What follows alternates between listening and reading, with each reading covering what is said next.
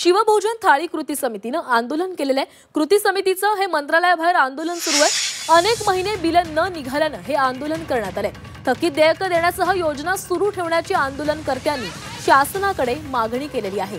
पोलिसांकडून आंदोलकांची धरपकड करण्यात आली।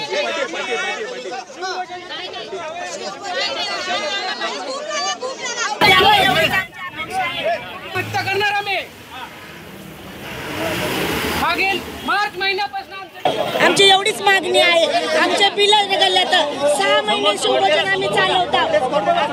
आम्हाला बिल नाही ते आम्ही लोकांचं कर्ज काढून आम्ही बिल स्वतः आम्ही शिवभोजन चालवलेलं।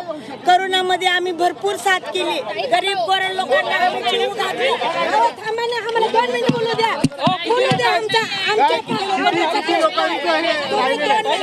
किती लोकांचे पैसे राहिले?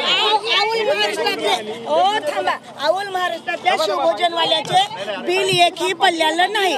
आम्हाला आश्वासनावर बिल देतो म्हणल्यात, आमचं शिवभोजन चालू ठेवणारा म्हणल्यात, बिल दिलं नाही। 7 महिन्याला दिलेलं नाहीये। 2 लाखाहून जास्त लोक दर महिन्याला शिवभोजन थाळीचा लाभ घेतात। गरिबांनी 10 रुपये जेवायचं पण नाहीये का आता? मला हे वाटतं की खास करून अर्थ विभागाकडून